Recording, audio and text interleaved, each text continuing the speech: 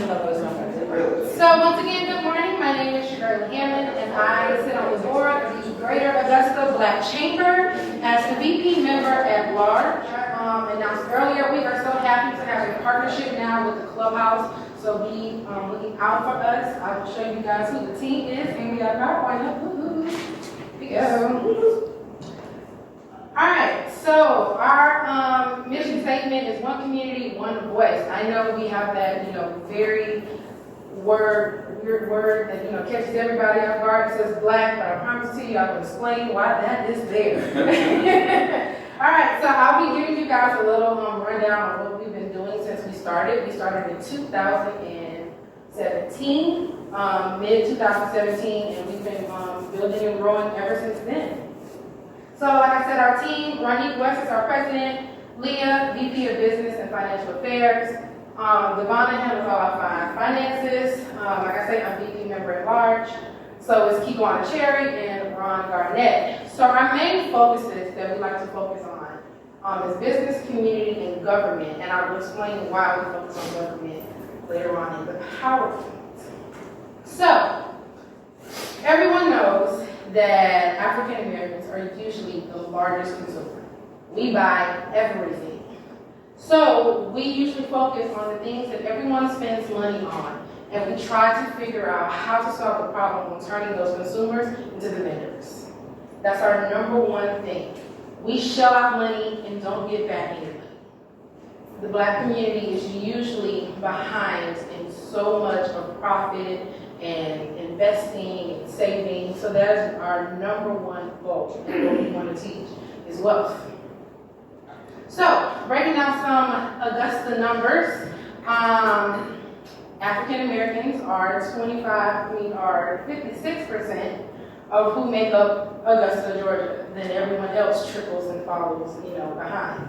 The unemployment rate was 4.4% as of last year. The number is very recent. And we like to focus on that because that 4.4% is usually our community. So we want to take people from that to creating something of their own or getting into a space and getting certified so that they can be in.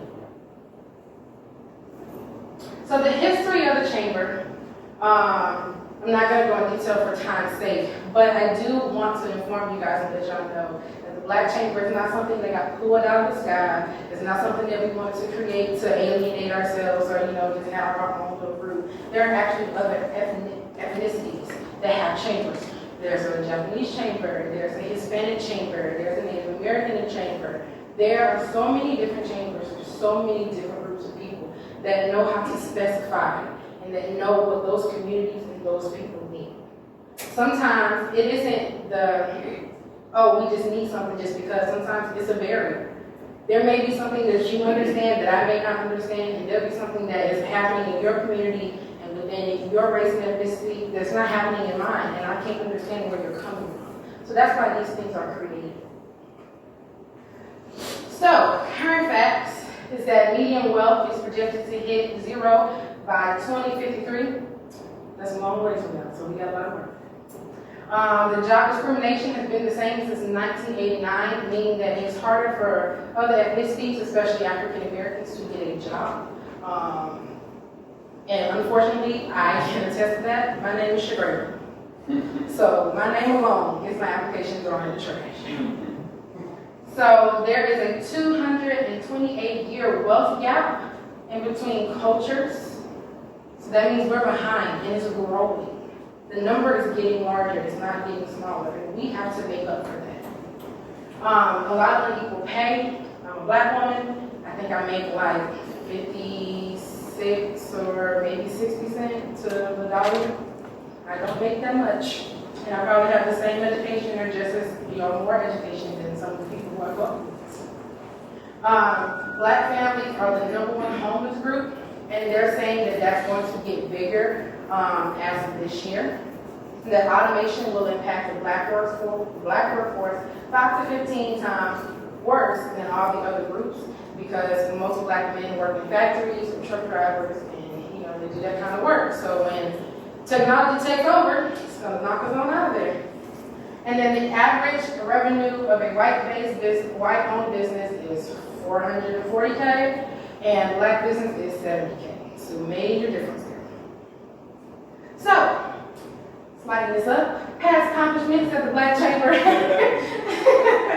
past accomplishments that the Black Chamber has done. We have grown members, and over 1,000 have attended past events. We have put on over 55 events last year, and this year we plan on doubling that number. We originally started as a 501c6, and we're going to work on our C3 this year. We have done Now Leaders, which is a millennial-based group, which we allow young entrepreneurs and those who want to become entrepreneurs come on out, and we have specific events catered to them. We have done a business and economic discussion. We have a partnership with Penn College. We also have another partnership with Fifth Third Bank, so we've done an Empower Youth program, which teaches them the importance of finance and building your own wealth. We've done state and local certified workshops with the compliance department, that's the place, with the compliance department and getting people certified for government jobs. And so much and so forth. We've done a pitch competition and ribbon cutting, so we've been doing a lot. So for this year, of course, we want to continue doing Fifth Third Bank partnerships with the Empower Youth, which is a bus that they have that comes around. We do workshops, we talk home ownership classes, how to invest, those different classes. So we want to keep that going up. Quarterly corporate roundtables so that we can hear from the businesses in the area, what they may need, what their problems are, how we can solve them. Monthly workshops, monthly networking, business workshops, our annual business and economic panel, which is on the 29th of February. So you guys should come out to that. There'll be flyers all around the clubhouse shortly. And we will start our foundation. Membership directory will be available on the website soon. Men and women's events. Team leadership training. And we are doing a $1 billion debt pay down, which is something that we partner with the Fifth Third Bank to help us get our debt down within our Get that. So these are some of the things we've done. Cool pictures. And look, there's my great place. All right, we want to thank our partners, Fifth Third Bank, ARC 600 Broad, 94.7 Shout, and of course now the Clubhouse. So, like I was saying, there are other chambers in the area. So these are some of the other Black chambers that are doing things. Northeast Georgia Chamber, the Atlanta Black Chamber, we attend their events. They attend our events. We have a great partnership with them. The Charlotte Black Chamber, we have just started building a new partnership with them, so we're going to be working with them. They're going to be coming to us. Savannah Black Chamber of Commerce, the U.S. Black Chamber of Commerce, which we are members of, and Beaufort, which is not on the Beaufort Black Chamber of Commerce, is one of the biggest Black chambers. They have over $2 million endowment, so they are growing. Yeah. So, future highlights: to be a micro lender, of course, to continue working on more partnerships with the U.S. Black Chamber of Commerce, Leadership Academy, and of course, office space and building, so that we can work out. So, open positions. We are looking for an executive director, a community director, a membership director, and a marketing director. These are things that every team is building, every board needs it. And with us being new, we're only 2.5 years in, we need these things. We need people to come in. And yes, you do not have to be Black to sit on the board. We promise, we let anybody in. Also, other committee openings, we have a membership committee, communication committee, and now leaders, which is for the millennials. We also have a community affairs council and business financial affairs. So, we like to collaborate. We like to work with other people. Our theme for this year is purpose partners. Everything we're doing is for a purpose, and it helps us align with what we're doing. As a Black chamber, yes, I know that we're Black kind of throws a lot of people off, but I promise you, we work with any and everybody. We do not mind. We want to partner with the Augusta Metro Chamber. We want to partner with the Columbia County Chamber. We want to partner with the North Augusta Chamber. We want to partner with any business in the area that we can share our resources and our goals, and grow our community. That's the whole entire point of what we do. So, I want to thank you guys so much. Anybody have any questions? Do you partner with SCORE? Yes, we've been trying to reach out to SCORE, but they don't call back. So, we gotta figure that out. I can fix that. Okay, so there we go. Good. They built up doing any collaboration with the Augusta Technical Institute at all? We haven't, but we would love to. Yeah. Yeah, we would definitely love to. We want to get into the schools, the colleges, so yeah, that's a major step for us. Yes, sir. I have two things. The Rotary Club would be a good maybe connection to start. The Rotary Clubs around town, they're very philanthropic.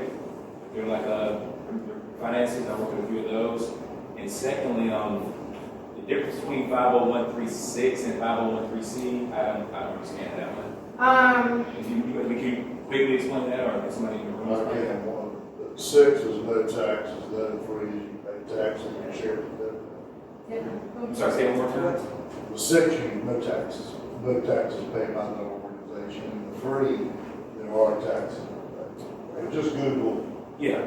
it'll add a lot. Okay, cool. Yeah, Perfect. that's the gist. Thanks so much. Perfect. Any other questions? Well, all right. Thank you guys so much.